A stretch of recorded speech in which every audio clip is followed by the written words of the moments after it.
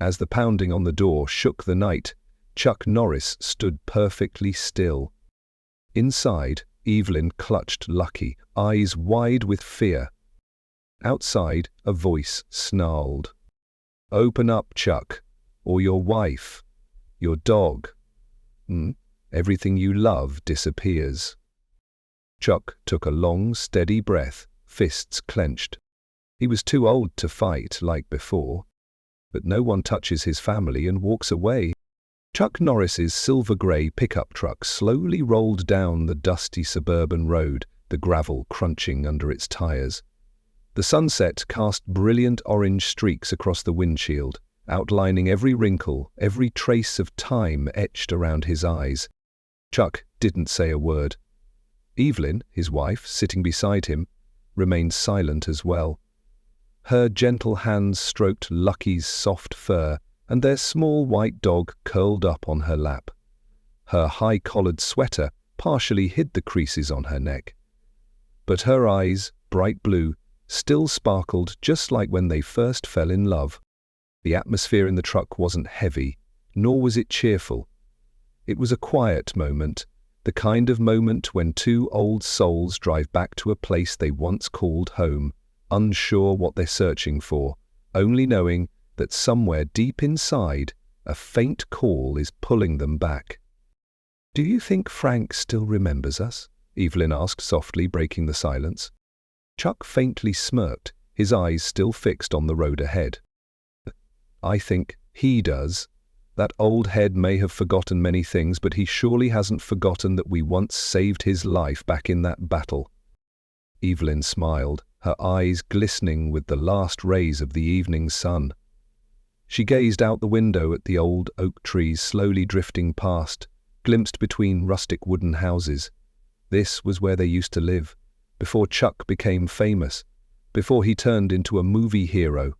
Back then he worked as a security guard at a small lumber mill, drank beers with Frank in the evenings, laughing over life's little stories. This was where they once dreamed of growing old together, sitting leisurely under a willow tree, letting their dog run free without a care in the world. But then life swept them away. Fame arrived. One project led to another, and stage lights blurred old memories. And now they had come back. At the end of the street, a small cafe appeared with a weathered wooden sign, Willow and Oak. Evelyn let out a soft chuckle. "The name's still the same, isn't it?" "Yeah. Maybe the only thing that's changed is our age." Chuck gently nodded, pulling the truck to the curb. They both stepped out. Lucky sniffed the ground eagerly, wagging his tail excitedly as if sensing this was once his owner's hometown. Chuck bent down, ruffling the dog's head, a rare smile flickering across his face. "Easy, little one, we've only just arrived." The cafe looked old and worn, with red brick walls, wooden windows, and dried climbing plants hanging outside. But as they pushed the door open, a familiar scent instantly wrapped around them, the smell of roasted coffee, a hint of mint, and the earthy aroma of aged wood. "Ah, just like old times," Chuck murmured. Evelyn clung to his arm, her eyes misting over. Behind the counter, a salt-and-pepper-hayed man looked up, his gaze freezing for a second. Then his face lit up. "Chuck? Evelyn? My God! Am I seeing things? Frank?" Chuck smiled softly. "It's been a while, old friend." Frank hurried out from behind the counter, hugging Chuck tightly, patting his back. He hugged Evelyn just as firmly as if all the years that had passed were just a blink. They sat down at their old familiar corner table, where once 5 friends used to gather: Chuck, Evelyn, Frank, Mary and Bill. Now only 3 remained. Mary had died from cancer. Bill had moved far away, with no news since. Frank brought over a pot of hot tea. Evelyn poured them cups, the rising steam carrying distant memories. "These days, my cafe's been pretty empty," Frank sighed. "The young folks don't care much for this old joint anymore, and there've been a few people wanting me to sell and make way for some new project." but I can't bear to let it go." "What kind of project?" Chuck asked, his eyes narrowing. "Oh, just some land developers. Heard they're planning a big commercial complex. But I don't want my cafe to disappear." Frank smiled wistfully. Evelyn squeezed Chuck's hand gently under the table. Lucky lay quietly under the table, but suddenly his head shot up, growling softly. Chuck followed his gaze and caught a glimpse of a shadowy figure lingering outside the window, then slipping away. He frowned. "Frank, anything strange happening around here lately?" Frank hesitated briefly, then shook his head. "Nothing, Chuck. Just a few kids causing trouble. Nothing to worry about." But Chuck didn't ignore that prickling sense down his spine. A man who'd spent years on action sets, filming hundreds of tense scenes, didn't easily overlook small signs. On the way back to the inn, Chuck remained silent. Evelyn glanced at him worriedly. "What's on your mind?" "I think," Chuck spoke slowly, "this isn't just about some kids causing trouble. Something's wrong here." Evelyn sighed. "We only came back to visit, not to get involved." "I know. But," Chuck looked out the window, his voice lowering, "this place was once my home. I don't want to see it fall into the wrong hands." Evelyn rested her hand on his shoulder, smiling softly. "Then we'll stay a little longer. But Chuck, promise me, you won't rush head first into trouble." Chuck chuckled lightly. "I promise." But both of them knew some promises exist only to soothe the hearts of those we love. That night, Chuck lay awake, listening to the insects chirping outside. Lucky curled up beside the bed, occasionally twitching in his sleep. Around midnight, Lucky suddenly sprang up, barking softly. Chuck got up too, gently pulling aside the curtain to peek outside. Across the street, near the cafe, a few figures huddled together, talking.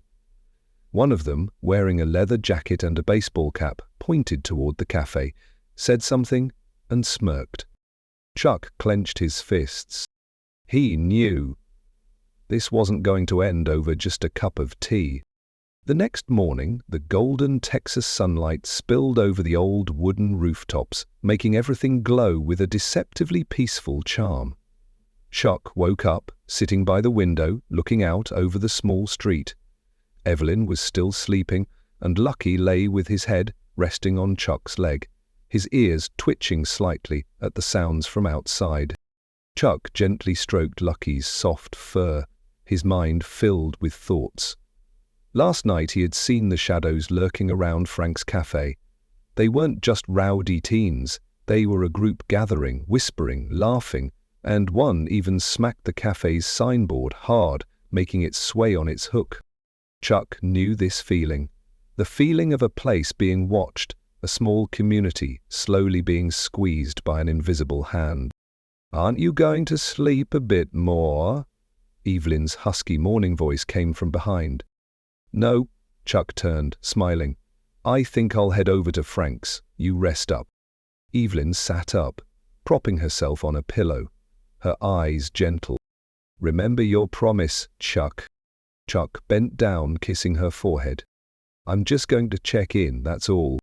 The cafe in the morning had a completely different vibe. A few small tables out front already had customers sitting, the sunlight glinting off white porcelain coffee cups, thin wisps of steam rising into the cool air.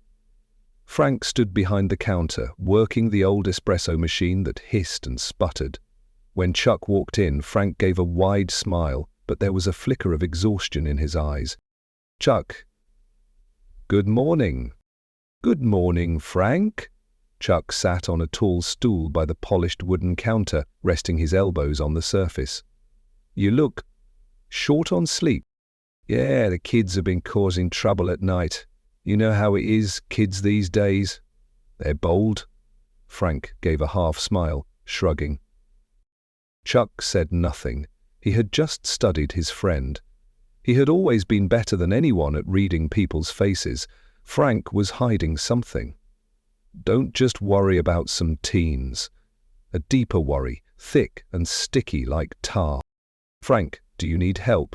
Chuck asked directly. Frank froze briefly, then burst out laughing. Help? You're retired, Chuck. Now's the time to enjoy life with your wife and that adorable dog. Don't drag yourself into the silly troubles of a tiny town like this. Chuck gave a slight nod but kept watching.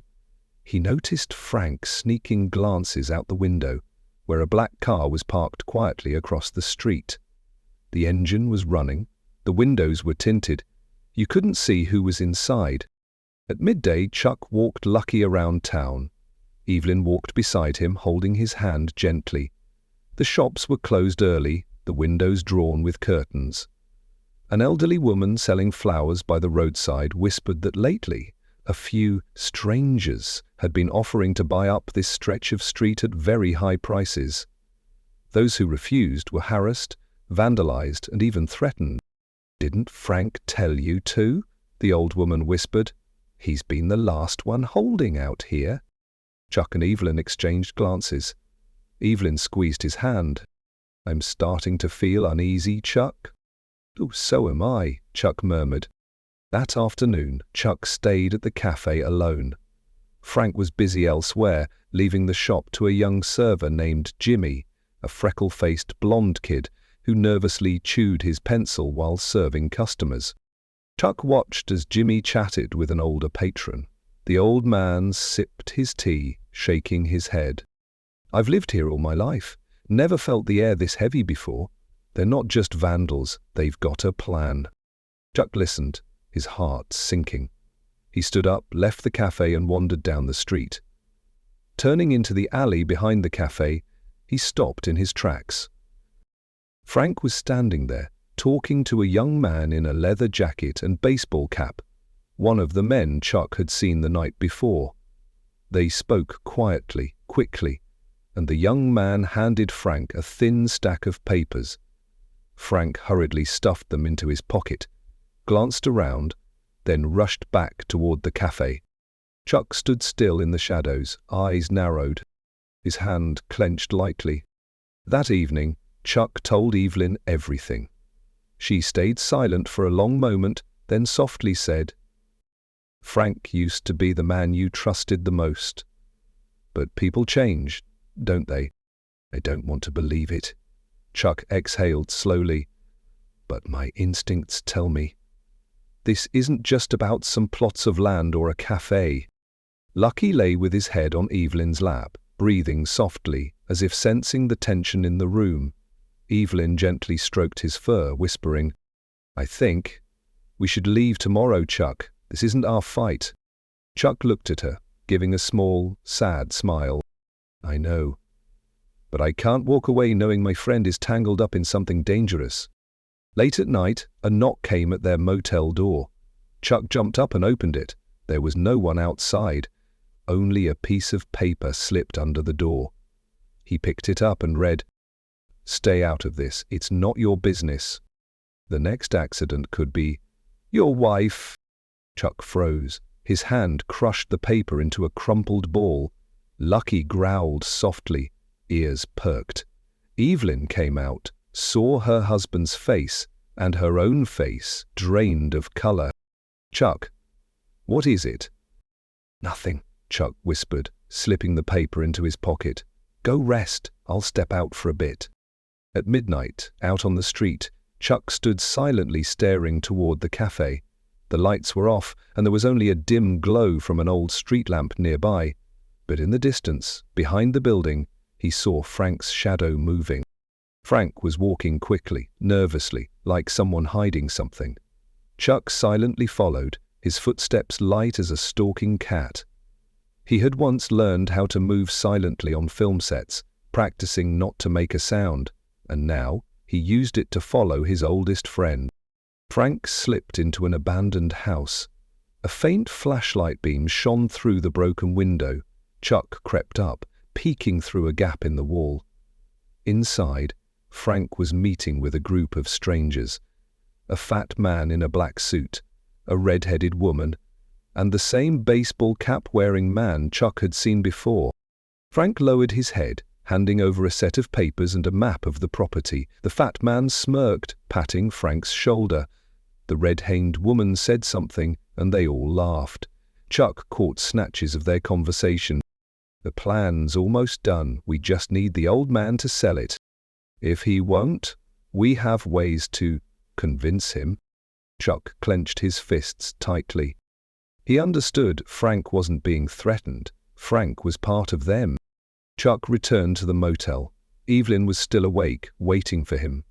He sat down beside her, sighed deeply, his eyes distant. You were right. People do change.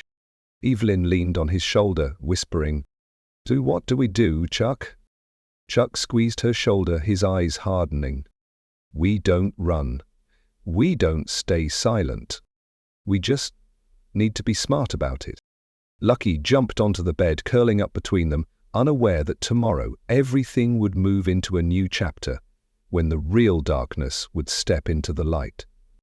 The next morning, Chuck Norris sat on the motel steps, a steaming cup of coffee in hand.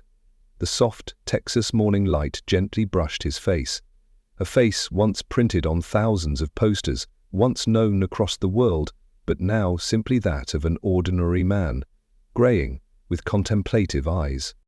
Lucky rested his chin on Chuck's leg, his round black eyes sparkling up at his master, tail softly wagging as if sensing the tension in the air. Evelyn stepped out of the room, wrapping an arm around her husband's shoulder. "You're not sleeping in a bit more?" "I can't sleep, Eve," Chuck murmured. "I keep thinking, Frank wasn't like this. When we were younger, he was firm, unyielding. He never backed down." Evelyn sat beside him, resting her head on his shoulder. "Maybe Frank was forced." "Maybe," Chuck nodded slowly. "But I have to know the truth." He looked around, his eyes sharpening the gaze of a man who had braved countless tense scenes on screen, now using his hard-earned instincts to assess the real world. Chuck started with old connections. He stopped by the repair shop where Bill, another old friend, used to work, but the shop had a new owner now, a middle-aged man named Tony with shifty eyes. "Frank, he's changed a lot lately." Tony lowered his voice when Chuck asked. "He's been hanging around those city land dealers. Word is, there's a big project coming, and they're buying up all the properties around here." "Have you seen anyone with Frank?" Chuck pressed. Tony shrugged, glancing around nervously, as if afraid of being overheard. "Yeah, a fat guy in a suit. Locals call him Patrick Fat Cat. Heard he's a slick con artist, but, Chuck, you shouldn't get involved. It's not worth it." Chuck just smiled faintly, thanked him, and left. He'd heard Patrick's name before during a few charity meetings back in Los Angeles, and people had whispered about him. A shady real estate broker with rumored ties to underground gangs. That afternoon, Chuck invited Evelyn for a walk, holding her hand gently while Lucky darted excitedly ahead. But in truth, Chuck was watching every corner carefully. Sure enough, the black car from before was back, parked at the corner, engine quietly running. Chuck walked past, pretending to adjust Lucky's leash, sneaking a quick glance inside. A young, tattooed man sat behind the wheel, headphones on, eyes tense. Not someone guarding a building. Someone was watching people. "Chuck, what are you planning?" Evelyn whispered as they turned into a quiet alley. "I want to know who they're targeting," Chuck murmured back. "Frank or us?" That evening, Chuck returned to the cafe. Frank was behind the counter, looking exhausted. This time, Chuck didn't dance around. He sat down, staring directly at his friend. "Frank, I saw you last night." Frank froze, his face paling slightly. "You? What are you talking about?" "I saw you handing documents to Patrick Fat Cat. I saw you bow your head. I saw you force that smile. Frank, what's going on?" Frank bit his lip, his hands trembling. After a long moment, he sat down across from Chuck, eyes welling up. "Chuck, I have no choice." "Who's forcing you?" "They have a pile of my debt," Frank exhaled shakily. "They're threatening the cafe, threatening my son in the city. I just thought if I sell the cafe, maybe everything will quiet down." Chuck gently gripped Frank's shoulder, his voice rasping. "Frank, you're selling your soul." Frank buried his head in his hands, shoulders shaking. The next morning, Chuck stepped into town and saw a group of unfamiliar men standing in front of Frank's cafe, tossing out threats. Evelyn ran up from afar, clutching Lucky protectively, her eyes full of worry. Chuck walked straight toward the group, his voice low and steady. "What do you need here?" The leader smirked. "Oh, who's this? Chuck Norris? No work in Hollywood, so you're crawling back home?" Chuck just smiled faintly. "I'm here visiting a friend, but if you're bothering my friend, I think we need to have a talk." The man laughed derisively, but there was a flicker of caution in his eyes. Chuck Norris's reputation wasn't just a movie legend. Stories about his real-life strength had spread far, and these men, at the very least, had heard a few of them. That evening, Frank came to Chuck's motel room. His face was filled with despair. "Chuck, they told me to give you a warning." Chuck frowned. "Frank, what are you saying?" Frank trembled, his voice choking up. "If I don't, they'll hurt my son. But if I do, I'll lose you." In that moment, Chuck felt his heart twist painfully. A lifetime of betrayals, a lifetime of fights, but he had never imagined hearing such words from his oldest friend. Frank quietly left, leaving Chuck standing under the dim yellow light.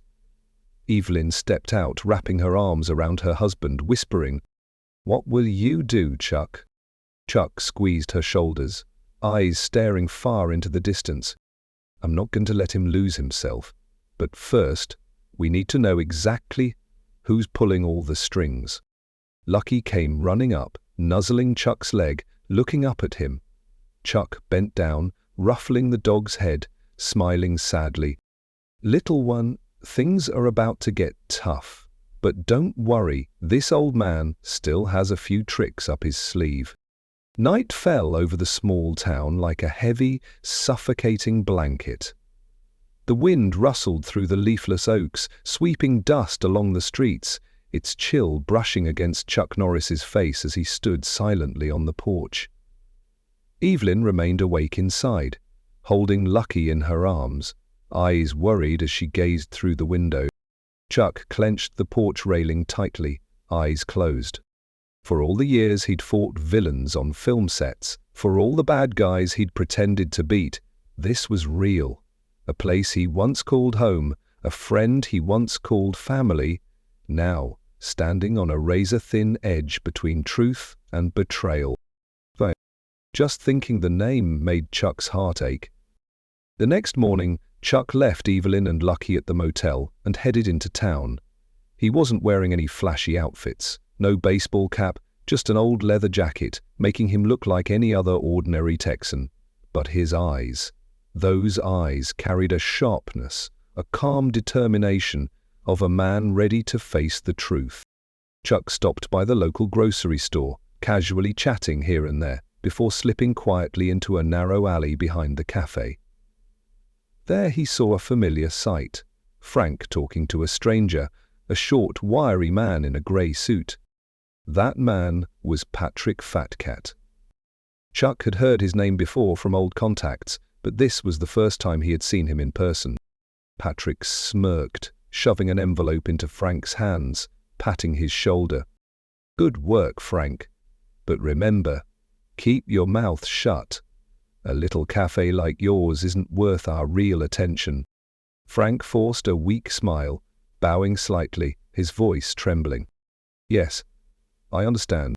Chuck, hiding behind a brick wall, clenched his fists tightly. By now he knew it was time to act.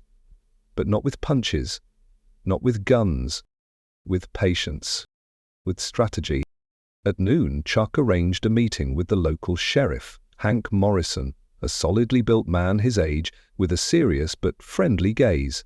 They'd met years ago, when Chuck was still a famous actor doing community fundraising events.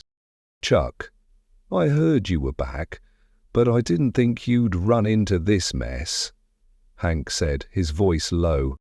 "Hank, I need your help.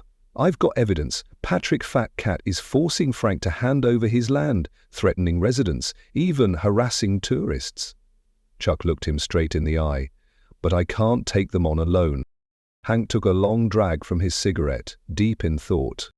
No, Patrick. He's slipped through legal cracks more than once due to a lack of evidence. If you've got something, I need all of it. Chuck nodded. Give me one night.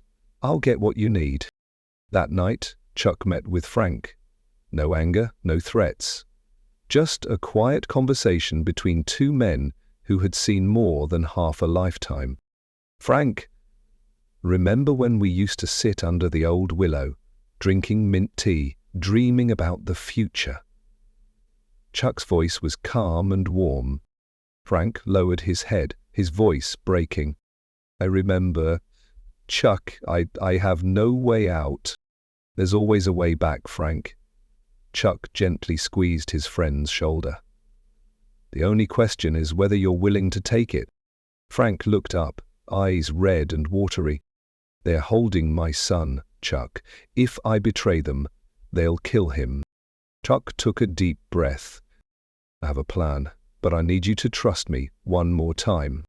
Frank trembled, then nodded. Frank called Patrick, saying he had extra important documents, warehouse maps, debt ledgers, that needed to be handed over immediately. Patrick agreed to meet at an abandoned warehouse on the edge of town. In the shadows, Chuck waited, his phone set to record, his camera ready. Frank entered the warehouse, heart pounding, holding the fake documents Chuck had prepared. Patrick appeared, flanked by two large bodyguards. Good job, old man, Patrick sneered. But paperwork's not enough. I need you to push that sale faster. These townsfolk are too damn stubborn. Frank's voice shook. Nearly hard. I'll try. Patrick lowered his voice, hissing. If not, your son might have a little accident. At that moment, Chuck clicked his camera, snapping clear photos. At the same time, Hank and the police team burst in, flashlights flooding the warehouse. Shouts rang out, guns were drawn, and handcuffs snapped onto Patrick and his men. Patrick's eyes widened as Chuck stepped out of the shadows, his gaze icy and steady. Who are you? Chuck just gave a small smile. The man you shouldn't have messed with. Frank was taken to the station for questioning, but because he cooperated, his charges were reduced. Chuck sat beside him, placing a hand on his shoulder, speaking softly. Frank, it's over now. Frank broke down in tears, his shoulders shaking. I ruined everything, Chuck. Not yet, Chuck said, squeezing his shoulder. What matters now is what you do next. The Willow and Oak Cafe reopened. For the first time in weeks, it was packed with customers. Locals gathered, chatting, laughing, and sharing stories of what had happened. Evelyn sat at a corner table, Lucky resting his head on her lap, tail wagging happily. Chuck poured a cup of tea, handing it to Frank with a smile. Remember, Frank? Back in the day, we used to say, when we're old, all we want is a little cafe, a few good friends, and a peaceful afternoon. Frank laughed, his eyes crinkling with tears. Yeah, I remember. That afternoon, Chuck and Evelyn walked along the riverbank, shaded by ancient oaks. Evelyn held his arm, leaning her head on his shoulder. Lucky bounded ahead, barking joyfully. Chuck closed his eyes, breathing deeply. I thought I'd have to fight, have to throw punches, play the hero, Chuck murmured. But in the end, I just needed to stand firm, use my head, and believe in friendship. Evelyn smiled, squeezing his hand. That's the real strength, Chuck. The sun sank slowly behind the horizon, painting the sky pink and violet. A new chapter had begun. No more guns, no more shadows. Only peace, memories, and life's quiet lessons. Final reflections and ending. A week after the chaos, the little Texas town began to revive. as if the whole community had just emerged from a long nightmare. Shops that had once shut their doors now lit up brightly, the smell of baked goods and coffee drifting through the streets. People gathered more often, chatting, laughing, relieved.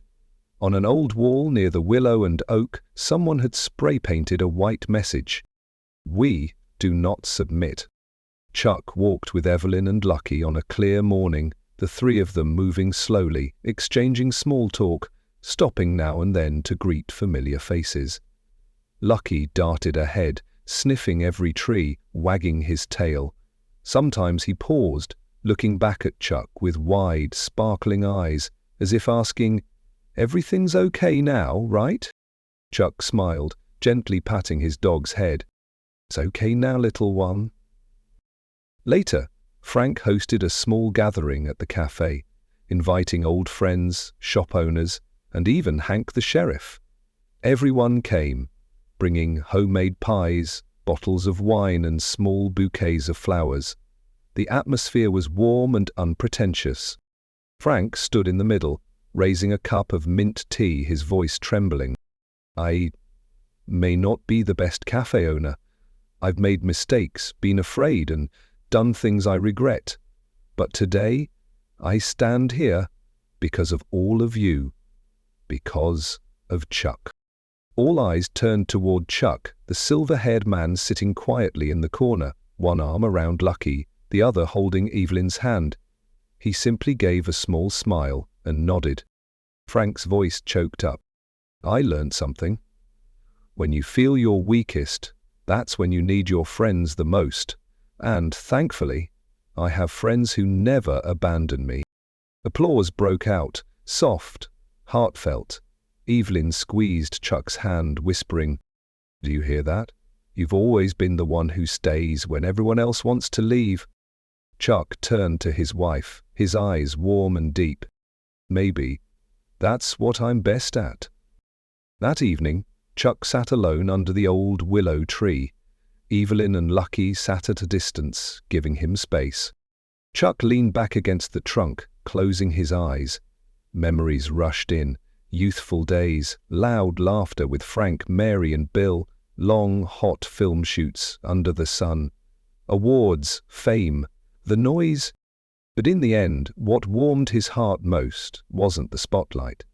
It was this moment, sitting under an old tree in a small town with the people he loved, knowing he hadn't turned his back when his friends needed him most. A soft bark pulled him back to the present. Lucky ran up, nuzzling his leg. Chuck bent down, ruffling the dog's head, smiling. Evelyn came closer, sitting beside him, resting her head on his shoulder. "What are you thinking about, Chuck?" Evelyn asked softly. "I'm thinking," Chuck drew a long breath, his voice low and warm. "Life teaches you one important lesson. No one's ever too old to learn how to stand up for what's right." Evelyn chuckled gently, squeezing his hand. Lucky looked up at them, ears perked, tail wagging lightly, as if he understood everything. Quiet night. That night, Chuck sat writing in his journal, a habit he'd kept for years. The yellow lamplight cast a soft glow over the page, his hand moving slowly, carefully shaping each word. Some battles don't need fists, some victories don't need applause. Maybe, only when you're older, do you understand, holding true to yourself, not abandoning those who matter. That's the real strength. And if there's a next life, I'd still want to be an ordinary man, walking my dog, hugging my wife under an old tree, sitting with friends without needing to say a word. That's enough. He set down his pen, exhaling softly. Evelyn appeared at the doorway, leaning against the frame, smiling. "All done, my little writer?" Chuck laughed quietly, stood up and wrapped his arm around her. Together they stepped out onto the balcony where Lucky lay curled up, softly snoring in his little dog dreams. Above them, the stars sparkled, spread across the night sky like a vast velvet blanket. Final life lesson.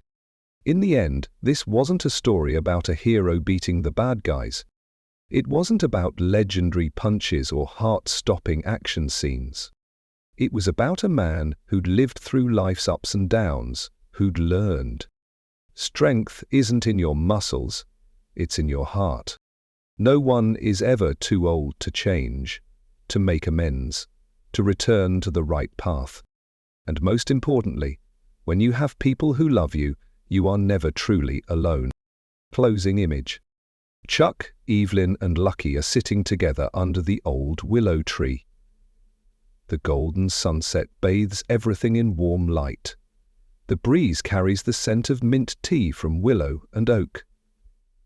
Laughter drifts out from the cafe, blending with the wind, the birds, and the distant barks of dogs. Chuck closes his eyes, softly telling himself, "I'm home."